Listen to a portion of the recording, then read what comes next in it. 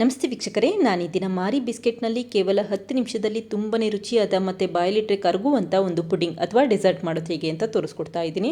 ತುಂಬ ಸುಲಭವಾಗಿ ಮಾಡಬಹುದು, ಕಡಿಮೆ ಸಾಮಗ್ರಿಗಳಲ್ಲಿ ಮಾಡಬಹುದು, ಹಾಗೆ ಮಕ್ಕಳಿಗೆ ತುಂಬಾ ಇಷ್ಟ ಆಗುತ್ತೆ. ಹಾಗೆ ನಿಮಗೆ ಈ ವಿಡಿಯೋ ಇಷ್ಟ ಆದರೆ ಪ್ಲೀಸ್ ವಿಡಿಯೋನ ಲೈಕ್ ಮಾಡಿ ಮತ್ತು ಚಾನಲ್ಗೆ ಸಬ್ಸ್ಕ್ರೈಬ್ ಮಾಡಿ.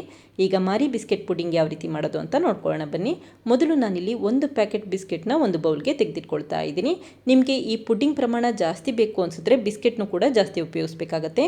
ಈಗ ಈ ಬಿಸ್ಕೆಟ್ಗಳನ್ನ ಕಟ್ ಮಾಡ್ಕೊಳ್ತಾ ಇದ್ದೀನಿ. ಒಂದು ಬಿಸ್ಕೆಟಲ್ಲಿ 4 ಭಾಗವಾಗಿ ಮಾಡಿಟ್ಕೊಂಡ್ರೆ ಸಾಕು, ತುಂಬ ಸಣ್ಣದಾಗಿ ಕಟ್ ಮಾಡೋ ಅವಶ್ಯಕತೆ ಇರೋದಿಲ್ಲ. ಈಗ ಈ ಕಟ್ ಮಾಡಿರುವಂಥ ಬಿಸ್ಕೆಟ್ಗಳನ್ನ ಹಾಗೆ ಎತ್ತಿಟ್ಕೊಳ್ತಾ ಇದ್ದೀನಿ. ನಂತರ ಈ ಬಿಸ್ಕೆಟ್ಗಳನ್ನ ಉಪಯೋಗಿಸ್ಕೊಳ್ತೀನಿ. ಈಗ ಮತ್ತೊಂದು ಪ್ಯಾನ್ಗೆ 1 ಕಪ್ಪಷ್ಟು ಹಾಲನ್ನು ಹಾಕೊಳ್ತಾ ಇದ್ದೀನಿ, ಅಥವಾ 1/4 ಲೀಟರಷ್ಟು ಹಾಲನ್ನು ಉಪಯೋಗಿಸ್ಕೊಳ್ತಾ ಇದ್ದೀನಿ. ಮನೆಯಲ್ಲಿ ಯಾವ ರೀತಿ ಹಾಲನ್ನು ಉಪಯೋಗಿಸ್ತೀರಾ ಅದನ್ನೇ ಉಪಯೋಗಿಸಬೇಕಾಗತ್ತೆ. ನಂತರ 2 ಟೇಬಲ್ ಸ್ಪೂನಷ್ಟು ಸಕ್ಕರೆ ಹಾಕೊಳ್ತಾ ಇದ್ದೀನಿ. 1/4 ಲೀಟರಷ್ಟು ಹಾಲಿಗೆ 2 ಟೇಬಲ್ ಸ್ಪೂನ್ ಸಕ್ಕರೆ ಹಾಕಿದ್ರೆ ಸಾಕು, ಸಿಹಿ ಪ್ರಮಾಣ ಕರೆಕ್ಟಾಗಿರುತ್ತೆ. ಈ ರೀತಿ ಚೆನ್ನಾಗಿ ಮಿಕ್ಸ್ ಮಾಡಿದ ನಂತರ ಹಾಲನ್ನು ಕುದಿಲಿಕ್ಕೆ ಇಟ್ಕೊಳ್ತಾ ಇದ್ದೀನಿ. ಊರಿನ ಮೀಡಿಯಂ ಫ್ಲೇಮಲ್ಲಿ ಇಟ್ಕೊಂಡಿದ್ದೀನಿ. ಈ ರೀತಿ ಮಧ್ಯ ಮಧ್ಯ ಮಿಕ್ಸ್ ಮಾಡ್ಕೊಳ್ತಾನೆ ಇರಿ, ಆವಾಗ ಹಾಲು ತಳ ಹಿಡಿಯೋಲ್ಲ ಅಂತಷ್ಟೇ. ಯಾವಾಗ ಹಾಲು ಕುದಿಲಿಕ್ಕೆ ಶುರುವಾಗುತ್ತೆ ಆವಾಗ ಊರಿನ ಲೋ ಫ್ಲೇಮಲ್ಲಿ ಇಟ್ಕೊಂಡು 1 ನಿಮಿಷ ಕುದಿಲಿಕ್ಕೆ ಇಟ್ಕೊಳ್ತಾ ಇದ್ದೀನಿ. ಇದೇ ಸಮಯದಲ್ಲಿ ಮತ್ತೊಂದು ಬೌಲ್ಗೆ 2 ಟೇಬಲ್ ಸ್ಪೂನಷ್ಟು ಕಾರ್ನ್ಫ್ಲೋರ್ ಹಾಕೊಂಡಿದ್ದೀನಿ. ಹಾಗೆ 3 ಟೇಬಲ್ ಸ್ಪೂನಷ್ಟು ತಣ್ಣಗಿರುವಂಥ ಹಾಲನ್ನು ಹಾಕೊಳ್ತಾ ಇದ್ದೀನಿ. ಈಗ ಚೆನ್ನಾಗಿ ಮಿಕ್ಸ್ ಮಾಡ್ಕೊಳ್ತಾ ಇದ್ದೀನಿ. ಮಿಶ್ರಣದಲ್ಲಿ ಗಂಟುಗಳು ಇರಬಾರ್ದು, ಆ ರೀತಿ ಮಿಕ್ಸ್ ಮಾಡಿ ಇಟ್ಕೊಂಡ್ರೆ ಸಾಕು. ಈಗ ನೋಡಿ ಕಾರ್ನ್ಫ್ಲೋರ್ ಮಿಶ್ರಣ ರೆಡಿ ಆಗಿದೆ. ಹಾಗೆ ಹಾಲನ್ನು ಕೂಡ 1 ನಿಮಿಷ ಕುದಿಸಿಟ್ಕೊಂಡಿದ್ದೀನಿ. ತಕ್ಷಣವೇ ಈ ಕಾರ್ನ್ಫ್ಲೋರ್ ಮಿಶ್ರಣ ಹಾಕ್ಕೊಳ್ತಾ ಇದ್ದೀನಿ. ಕಾರ್ನ್ಫ್ಲೋರ್ ಮಿಶ್ರಣ ಹಾಕಬೇಕಾದ್ರೆ ಊರಿನ ಲೋ ಫ್ಲೇಮಲ್ಲಿ ಇಟ್ಕೊಳ್ಳಿ ಮತ್ತು ಕಂಟಿನ್ಯೂಸ್ ಆಗಿ ಮಿಕ್ಸ್ ಮಾಡ್ಕೊಳ್ತಾನೆ ಇರಿ. 1-2 ನಿಮಿಷ ಈ ರೀತಿ ಮಿಕ್ಸ್ ಮಾಡಿ ಇಟ್ಕೊಂಡ್ರೆ ಸಾಕು, ಬೇಗ ಮಿಶ್ರಣ ಗಟ್ಟಿಯಾಗುತ್ತೆ. ಈಗ ನೋಡಿ ಮಿಶ್ರಣ ಚೆನ್ನಾಗಿ ಗಟ್ಟಿಯಾಗಲಿಕ್ಕೆ ಶುರುವಾಗಿದೆ. ಹಾಗೆ ಎಲ್ಲೂ ಕೂಡ ಗಂಟುಗಳಾಗಿಲ್ಲ, ಈ ರೀತಿ ಆಗಿರಬೇಕು. ಇದಕ್ಕೀಗ 1/4 ಕಪ್ಪಷ್ಟು ಡಾರ್ಕ್ ಕಾಂಪೌಂಡ್ ಚಾಕ್ಲೇಟ್ ಹಾಕ್ಕೊಳ್ತಾ ಇದ್ದೀನಿ. ಮನೆಯಲ್ಲಿ ಯಾವ ರೀತಿ ಚಾಕ್ಲೇಟ್ ಇರುತ್ತೆ ಅದನ್ನೇ ಉಪಯೋಗಿಸಬಹುದು. ಡೈರಿ ಮಿಲ್ಕ್ ಚಾಕ್ಲೇಟ್ ಇದ್ದರೆ ಅದನ್ನೇ ಉಪಯೋಗಿಸ್ಕೊಳ್ಳಿ, ಅಥವಾ ಡಾರ್ಕ್ ಚಾಕ್ಲೇಟ್ ಇದ್ದರೆ ಅದನ್ನೇ ಕೂಡ ಉಪಯೋಗಿಸಬಹುದು. ಒಂದು ಅರ್ಧ ನಿಮಿಷ ಲೋ ಫ್ಲೇಮಲ್ಲಿ ಈ ರೀತಿ ಚೆನ್ನಾಗಿ ಮಿಕ್ಸ್ ಮಾಡಿಕೊಂಡ್ರೆ ಸಾಕು, ಚಾಕ್ಲೇಟ್ ಎಲ್ಲ ಬೇಗ ಮೆಲ್ಟ್ ಆಗುತ್ತೆ. ತಕ್ಷಣವೇ ಸ್ಟವ್ ಆಫ್ ಮಾಡ್ಕೊಳ್ಳಿ, ತುಂಬ ಸಮಯ ಬೇಯಿಸೋ ಅವಶ್ಯಕತೆ ಇರೋದಿಲ್ಲ. ಈಗ ಮಿಶ್ರಣ ರೆಡಿ ಆಗಿದೆ. ಪಾತ್ರೆನ ಹಾಗೆ ಎತ್ತಿಟ್ಕೊಂಡಿದ್ದೀನಿ. ನಂತರ ಒಂದು ಗಾಜಿನ ಬಾಕ್ಸ್ಗೆ ಈ ರೀತಿ ಪೀಸ್ ಮಾಡಿರುವಂಥ ಬಿಸ್ಕೆಟ್ನ ಜೋಡಿಸ್ಕೊಳ್ತಾ ಇದ್ದೀನಿ. ಈಗ ಒಂದು ಲೇಯರಷ್ಟು ಬಿಸ್ಕೆಟ್ನ ಜೋಡಿಸಿಟ್ಕೊಂಡ್ರೆ ಮತ್ತೊಂದು ಲೇಯರ್ ಮಾಡಿಟ್ಟಿರುವಂಥ ಚಾಕ್ಲೇಟ್ ಮಿಶ್ರಣನ ಚೆನ್ನಾಗಿ ಸ್ಪ್ರೆಡ್ ಮಾಡ್ಕೊಳ್ತಾ ಇದ್ದೀನಿ. ಚಾಕ್ಲೇಟ್ ಮಿಶ್ರಣ ತುಂಬ ಬಿಸಿ ಇರಬೇಕು, ಆವಾಗಲೇ ಚೆನ್ನಾಗಿ ಸ್ಪ್ರೆಡ್ ಮಾಡ್ಕೊಳ್ತಾ ಬನ್ನಿ. ಬೇಗ ಬೇಗ ಈ ರೀತಿ ಸ್ಪ್ರೆಡ್ ಮಾಡ್ಕೋಬೇಕಾಗತ್ತೆ. ನಂತರ ಮತ್ತೆ ಬಿಸ್ಕೆಟ್ ಲೇಯರ್ನ ಜೋಡಿಸ್ಕೊಳ್ತಾ ಇದ್ದೀನಿ. ಒಂದು ಲೇಯರ್ ಬಿಸ್ಕೆಟ್ ಲೇಯರ್ ಆದರೆ ಮತ್ತೊಂದು ಲೇಯರ್ ಚಾಕ್ಲೇಟ್ ಲೇಯರ್ ಆಗಬೇಕಾಗತ್ತೆ. ಈಗ ಮತ್ತೆ ಚಾಕ್ಲೇಟ್ ಲೇಯರ್ನ ಚೆನ್ನಾಗಿ ಸ್ಪ್ರೆಡ್ ಮಾಡ್ಕೊಳ್ತಾ ಇದ್ದೀನಿ. ಚಾಕ್ಲೇಟ್ ಲೇಯರ್ನ ಆದಷ್ಟು ಬಿಸಿ ಇರಬೇಕಾದ್ರೇ ಬೇಗ ಬೇಗ ಸ್ಪ್ರೆಡ್ ಮಾಡ್ಕೊಳ್ತಾ ಬನ್ನಿ, ಇಲ್ಲ ಅಂತ ಅಂದರೆ ಗಟ್ಟಿಯಾಗೋ ಚಾನ್ಸಸ್ ಇರುತ್ತೆ. ಈಗ ಮತ್ತೆ ಬಿಸ್ಕೆಟ್ ಲೇಯರ್ನ ಜೋಡಿಸ್ಕೊಳ್ತಾ ಇದ್ದೀನಿ.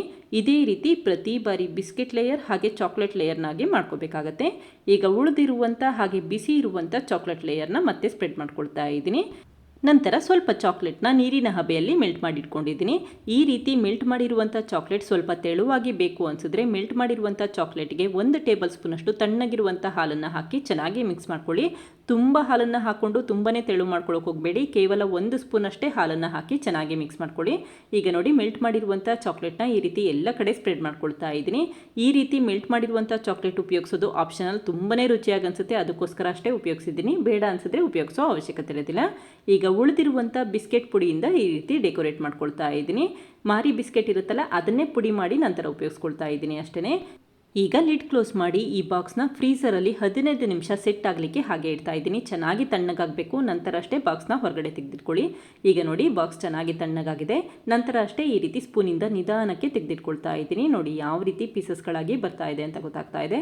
ಹಾಗೆ ನೋಡಿ ಇಲ್ಲಿ ಮಾರಿ ಬಿಸ್ಕೆಟ್ ಲೇಯರ್ ಎಷ್ಟು ಚೆನ್ನಾಗಿ ಬಂದಿದೆ ಅಂತ ಗೊತ್ತಾಗ್ತಾ ಇದೆ. ಕೇವಲ 15 ನಿಮಿಷ ಫ್ರೀಸರಲ್ಲಿ ಇಟ್ಟರೆ ಸಾಕು, ಬೇಗ ಚೆನ್ನಾಗಿ ಸೆಟ್ ಆಗುತ್ತೆ. ನೀವೇನಾದರೂ ಫ್ರಿಜ್ಜಲ್ಲಿ ಇಡ್ತೀನಿ ಅಂತ ಅಂದರೆ 2 ಗಂಟೆ ಹಾಗೆ ಇಡಬೇಕಾಗತ್ತೆ. ಒಂದಿನ ಮುಂಚೆ ಮಾಡಿ ಕೂಡ ಇದನ್ನು ಫ್ರಿಜ್ಜಲ್ಲಿ ಇಡಬಹುದು, ಆವಾಗ ಇನ್ನೂ ಕೂಡ ಚೆನ್ನಾಗಿ ಗಟ್ಟಿಯಾಗುತ್ತೆ. ಈಗ ಸ್ಪೂನಿಂದ ಈ ಪುಡಿಂಗ್ನ ತೆಗೆದು ತೋರಿಸ್ತೀನಿ ನೋಡಿ, ಯಾವ ರೀತಿ ಗಟ್ಟಿಯಾಗಿ ಬಂದಿರುತ್ತೆ ಅಂತ ಗೊತ್ತಾಗುತ್ತೆ. ಹಾಗೆ ನೋಡಿ ಇಲ್ಲಿ ಚಾಕ್ಲೇಟ್ ಎಲ್ಲ ಚೆನ್ನಾಗಿ ಮೆಲ್ಟ್ ಆಗಿದೆ ಮತ್ತು ತುಂಬಾ ರುಚಿಯಾಗಿ ಅನಿಸ್ತಾ ಇರುತ್ತೆ. ಮಾರಿ ಬಿಸ್ಕೆಟ್ ಹಾಕಿದ್ದೀವಿ ಅಂತ ಖಂಡಿತ ಗೊತ್ತಾಗೋದಿಲ್ಲ, ಅಷ್ಟು ರುಚಿಯಾಗಿರುತ್ತೆ. ಮತ್ತು ಮಾರಿ ಬಿಸ್ಕೆಟ್ ಲೇಯರ್ ಲೇಯರ್ ಆಗಿ ಬಂದಿರುತ್ತೆ. ಕೇಕ್ ಮಾಡೋದಕ್ಕಿಂತ ಈ ಸ್ವೀಟ್ ಮಾಡೋದು ತುಂಬಾ ಸುಲಭ ಮತ್ತು ಬಾಯಲ್ಲಿಟ್ಟರೆ ಕರ್ಗೋ ಹಾಗೆ ಇರುತ್ತೆ.